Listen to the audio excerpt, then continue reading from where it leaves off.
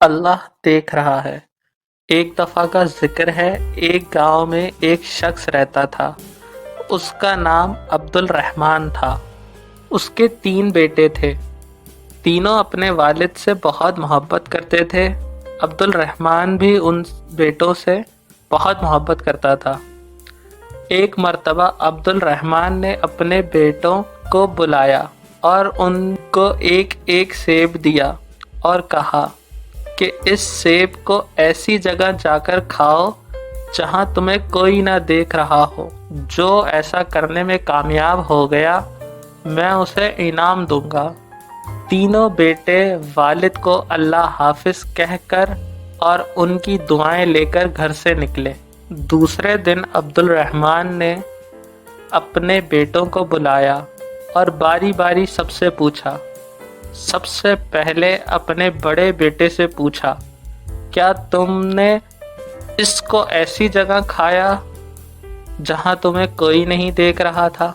بڑے بیٹے نے جواب دیا، الحمدللہ ابا جان، میں نے وہ سیب ایک درخت کے نیچے بیٹھ کر کھایا جہاں مجھے کوئی نہیں دیکھ رہا تھا۔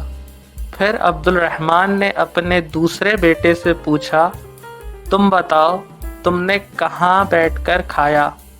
دوسرا بیٹا بولا، ابا جان، میں نے وہ سیب گھر میں بند ہو کر کھایا اور مجھے یقین ہے وہاں مجھے کوئی نہیں دیکھ رہا تھا۔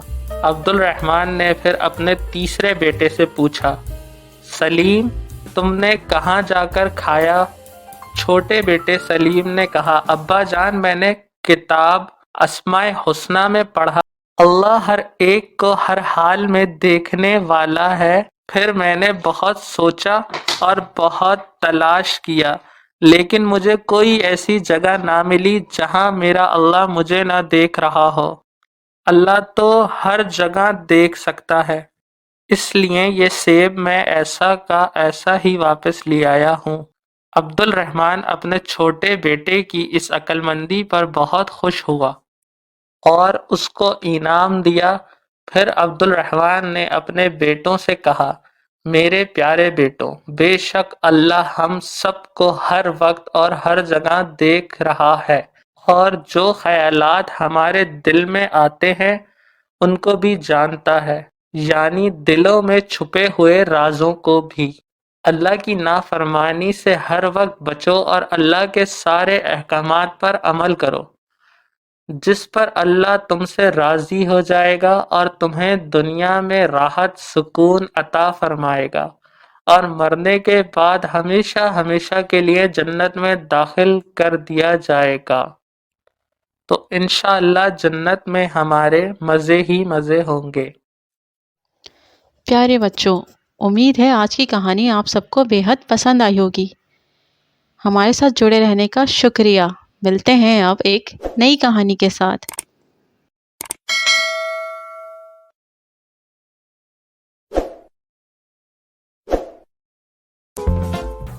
لالچ بری بلا ہے۔ شہر کے قریب کسی گاؤں میں ایک کتا روزانہ صبح اپنی روزی کی تلاش میں گھر سے نکلتا اور گوشت کی دکان کے باہر پڑی ہوئی ہڈیوں کو جمع کرتا اور گھر لا کر اپنے گھر والوں کے ساتھ مل کر کھاتا۔ ایک مرتبہ کتا بہت بھوکا تھا، باوجود تلاش کے اسے کوئی ہڈی نہ ملی۔ گھومتے گھومتے وہ ایک گوشت کی دکان پر پہنچا جہاں لوگ گوشت خرید رہے تھے۔ قصاب لوگوں کو گوشت بیچ رہا تھا۔ کتا آہستہ آہستہ دکان کی طرف بڑھا اور قصاب سے نظر بچا کر ہڈی اٹھائی اور اپنے گھر کی طرف دوڑ لگائی۔ قصاب نے کتے کی یہ حرکت دیکھی تو کتے کے پیچھے بھاگا۔ اب تو کتا بہت گھبرایا اور تیزی سے دوڑنے لگا، یہاں تک کہ وہ قصاب کی پہنچ سے بہت دور نکل گیا، لیکن وہ بجائے اپنے گھر پہنچنے کے بے خیالی میں نہر کی طرف نکل گیا۔ کتے نے ہڈی منہ میں دبائی ہوئی تھی۔ اس نے نہر میں دیکھا تو اسے اپنا ہی عکس نظر آیا۔ کتا سمجھا کہ پانی میں ایک اور کتا ہے جس کے پاس ہڈی بھی ہے۔ لالچی کتے نے سوچا کہ کیوں نہ میں اس سے یہ ہڈی چھین لوں تو میرے پاس 2 ہڈیاں ہو جائیں گی۔ اس ارادے سے جیسے ہی اس نے بھونکا تو اس کے منہ سے اپنی ہی ہڈی گر گئی۔ اب اس نے دیکھا تو پانی میں جو موجود کتے کے منہ میں بھی ہڈی تھی وہ بھی نہیں رہی۔ اب اس کی سمجھ میں آیا کہ جسے وہ دوسرا کتا سمجھ رہا ہے حقیقت میں وہ اسی کا عکس تھا، لیکن اب اس کی سمجھ کا کیا فائدہ کیونکہ ہڈی تو پانی میں جا گری۔ لیکن اتنی بات اس کی سمجھ میں آ گئی کہ لالچ بری بلا ہے۔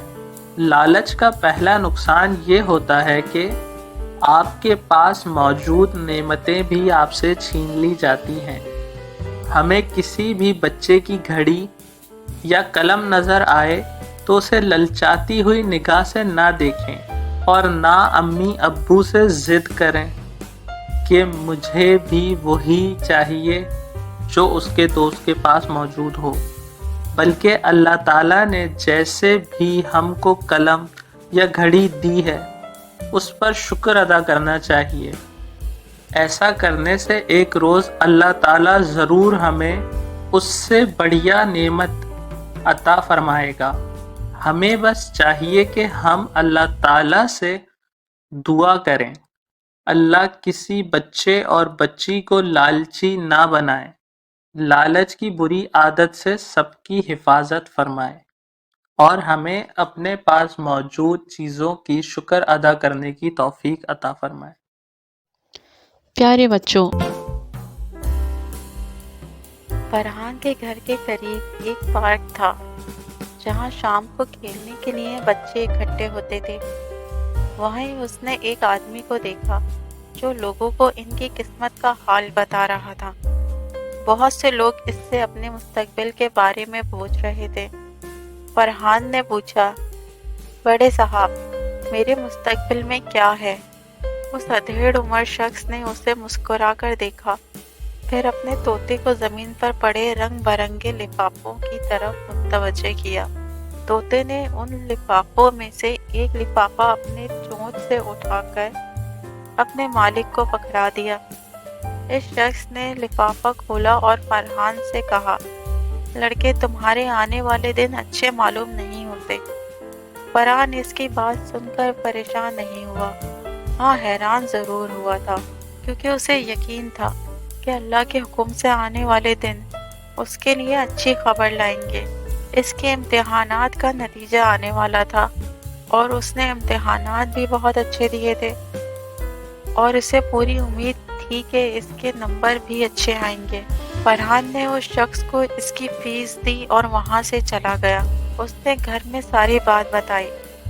اس کی امی نے کہا، یہ سب دھوکہ ہوتا ہے اور لوگ ان پر بھروسہ کر کے اپنے پیسے ضائع کر رہے ہیں۔